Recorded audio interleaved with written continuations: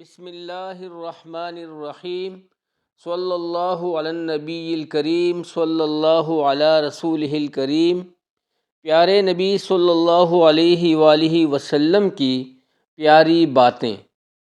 حضرت ابو ہریرہ رضی اللہ تعالیٰ عنہ بیان کرتے ہیں، رسول اللہ صلی اللہ علیہ وآلہ وسلم نے ارشاد فرمایا، 2 مرتبہ سور پھونکے جانے کا درمیانی وقفہ 40 ہوگا۔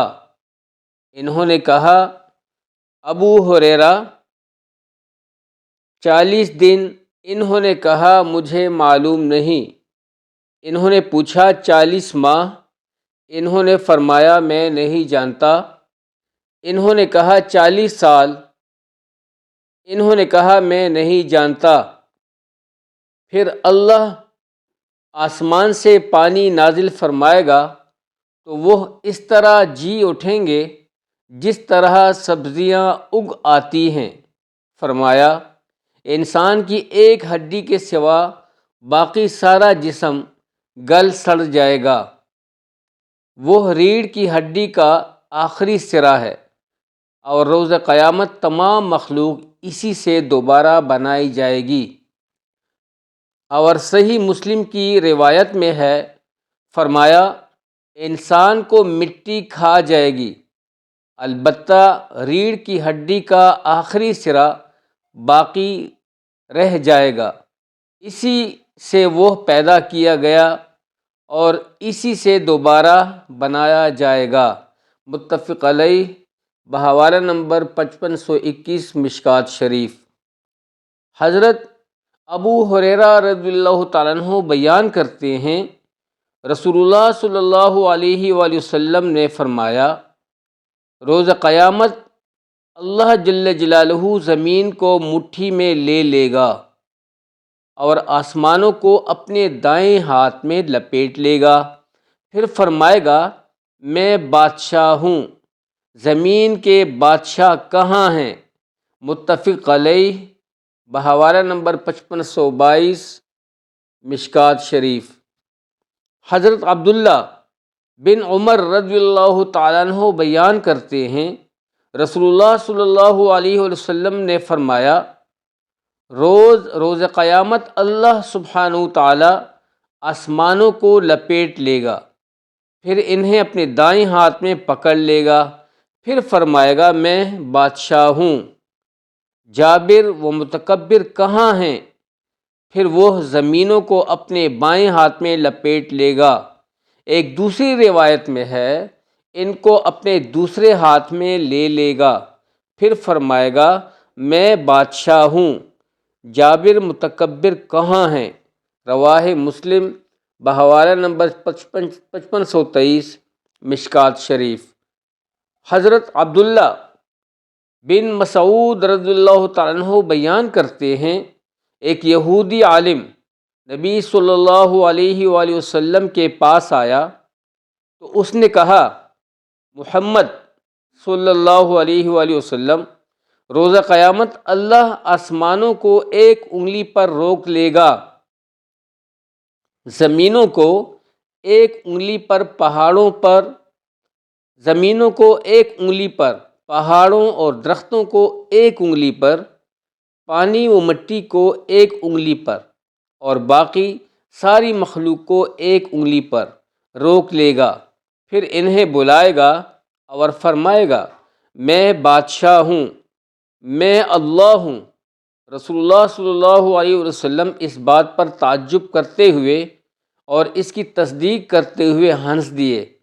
پھر آپ صلی اللہ علیہ وسلم نے یہ آیت تلاوت فرمائی، انہوں نے اللہ کی قدر نہ کی جس طرح اس کی قدر کرنے کا حق تھا، اور روز قیامت تمام زمین اس کی مٹھی میں ہوگی اور آسمان اس کے دائیں ہاتھ میں لپٹے ہوئے ہوں گے۔ پاک ہے وہ ذات اور بلند ہے اس سے جو وہ شرک کرتے ہیں۔ متفق علیہ، بحوالہ نمبر 5524 مشکوٰۃ شریف۔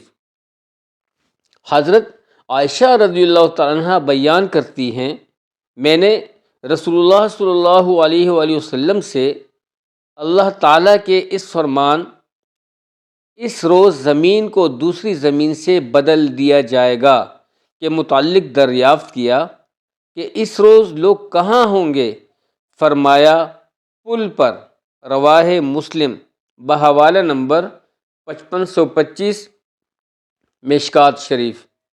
حضرت ابو ہریرہ رضی اللہ تعالیٰ عنہ بیان کرتے ہیں رسول اللہ صلی اللہ علیہ وسلم نے فرمایا روز قیامت سورج اور چاند کو لپیٹ دیا جائے گا۔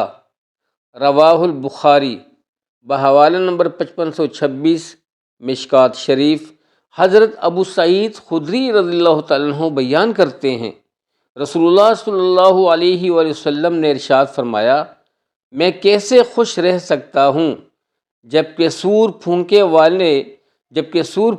والے نے اس سور کو اپنے منہ کے ساتھ لگا رکھا ہے، اپنے کان اور اپنی پیشانی کو جھکا رکھا ہے، اور وہ انتظار کر رہا ہے کہ اسے پھونک مارنے کا کب حکم ملتا ہے۔ صحابہ کرام رضی اللہ تعالیٰ عنہم اجمعین نے عرض کیا اللہ کے رسول صلی اللہ علیہ وآلہ وسلم آپ ہمیں کیا حکم فرماتے ہیں؟ آپ صلی اللہ علیہ وآلہ وسلم نے فرمایا کہو ہمارے لیے اللہ کافی ہے اور وہ بہترین کارساز ہے۔ رواہ الترمذی بحوالہ نمبر 5527 مشکات شریف۔ حضرت عبداللہ بن عمر رضی اللہ تعالیٰ عنہ نبی صلی اللہ علیہ وآلہ وسلم سے روایت کرتے ہیں آپ صلی اللہ علیہ وآلہ وسلم نے فرمایا سور ایک سینگ ہے جس میں پھونک ماری جائے گی۔ اسناد صحیح رواہ الترمذی و ابو داود والدارمی بحوالہ نمبر 5528 مشکات شریف۔ حضرت ابن عباس رضی اللہ تعالیٰ عنہ نے اللہ تعالیٰ کے فرمان فَإِذَا نُقِرَ فِي النَّاقُورِ کی تفسیر میں فرمایا الراجفۃ سے پہلی بار سور پھونکا جانا، جبکہ الرادفۃ سے دوسری بار سور پھونکا جانا مراد ہے۔ امام بخاری رحمۃ اللہ علیہ نے اسے ترجمہ الباب میں روایت کیا ہے۔ رواہ البخاری کتاب بحوالہ نمبر 5529 مشکات شریف۔ حضرت ابو سعید رضی اللہ تعالیٰ عنہ بیان کرتے ہیں رسول اللہ صلی اللہ علیہ وسلم نے سور والے اسرافیل علیہ السلام کا ذکر کیا اور فرمایا اس کے دائیں جبرائیل علیہ السلام اور اس کے بائیں میکائیل علیہ السلام ہوں گے۔ رواہ رزین بحوالہ نمبر 5530 مشکات شریف۔ حضرت ابو رزین عقیلی رضی اللہ تعالی عنہ بیان کرتے ہیں میں نے عرض کیا اللہ کے رسول صلی اللہ علیہ وسلم اللہ مخلوق کو دوبارہ کیسے پیدا فرمائے گا اور اس کی مخلوق میں کون سی نشانی موجود ہے؟ آپ صلی اللہ علیہ وسلم نے ارشاد فرمایا کیا تم کبھی اپنی قوم کی خشک و سخت وادی سے گزرے ہو، پھر تم وہاں سے گزرتے ہو تو وہ سرسبز و شاداب لہلہا رہی ہوتی ہے؟ میں نے عرض کیا جی ہاں۔ آپ صلی اللہ علیہ وسلم نے فرمایا وہ اللہ کی اس مخلوق میں نشانی ہے، اللہ اسی طرح مردوں کو زندہ کرے گا۔ دونوں احادیث رزین نے نقل کی ہیں۔ رواہ رزین لام میم اجدہ بحوالہ نمبر 5531 مشکات شریف۔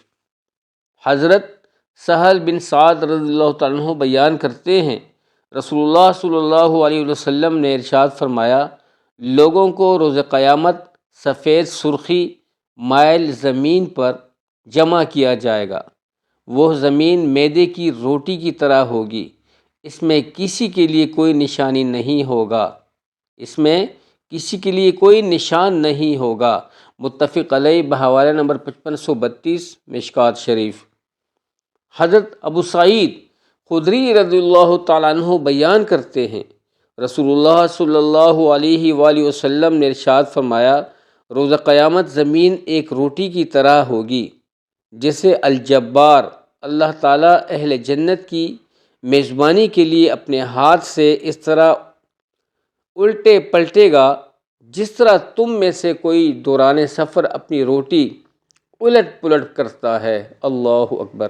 اتنے میں ایک یہودی آیا اور اس نے کہا، ابو القاسم، رحمان آپ پر برکت نازل فرمائے، کیا میں آپ کو روز قیامت اہل جنت کی میزبانی کے متعلق نہ بتاؤں؟ آپ صلی اللہ علیہ وسلم نے فرمایا، ضرور بتاؤ۔ اس نے کہا، زمین ایک روٹی کی طرح ہوگی جس طرح نبی صلی اللہ علیہ وسلم نے فرمایا۔ پھر نبی صلی اللہ علیہ وسلم نے ہماری طرف دیکھا اور ہنسنے لگے حتیٰ کہ آپ کی داڑھیں نظر آنے لگیں۔ پھر اس یہودی نے کہا، کیا میں آپ کو ان کے سالن کے متعلق نہ بتاؤں؟ اس نے خود ہی بتایا، بالام اور نون۔ صحابہ کرام رضی اللہ عنہم نے عرض کیا، یہ کیا چیز ہے؟ اس نے کہا، بیل اور مچھلی، ان دونوں کی کلیجی کے ساتھ گوشت کا ٹکڑا جو کہ علیحدہ لٹک رہا ہوتا ہے، اس کے ساتھ 70,000 افراد کھائیں گے۔ متفق علیہ بحوالہ نمبر 5533 مشکات شریف۔ دوستو، اللہ سبحانہ وتعالی ہمیں ان احادیث مذکورہ پر عمل کرنا نصیب فرمائے۔ احادیث بیان کرنے کا مقصد یہی ہوتا ہے کہ ہماری زندگی آسان ہو اور آپ صلی اللہ علیہ وسلم کے بتائے ہوئے طریقوں کے مطابق ہم زندگی گزاریں اور ہمیں پتہ چلے کہ کیا احوال ہوں گے۔ تو یہ تھے قیامت کے احوال جو کہ آپ صلی اللہ علیہ وسلم کے مختلف احادیث سے ثابت ہیں۔ ویسے تو اس پہ کافی روشنی ڈالی ہے آپ صلی اللہ علیہ وسلم نے۔ اس پر انشاءاللہ مزید نشستوں پہ انشاءاللہ وقفے سے بات کرتے رہیں گے۔ دوستو، تعلیمی حلقے میں جڑتے رہا کریں، اس نیت سے جڑیں کہ اللہ سبحانہ وتعالی ہمیں ہدایت دے، اور کچھ معلوم نہیں کہ اللہ سبحانہ وتعالی انسان کے لیے کون سی گھڑی، کون سا لمحہ جو ہوتا ہے اس کے لیے ہدایت کا، برکت کا اور مغفرت کا کر دے۔ میرا رب جو ہے بہت کرم کرنے والا ہے۔ ہم ہر لحاظ سے، ہر وقت، ہر گھڑی، ہر آن جو ہے اللہ سبحانہ وتعالی کے جو ہے دوستو محتاج ہیں۔ اللہ تعالی ہمیں عمل کرنے کی توفیق عطا فرمائے۔ اپنا ڈھیر سارا خیال رکھیے گا۔ جزاکم اللہ خیر۔ السلام علیکم ورحمۃ اللہ۔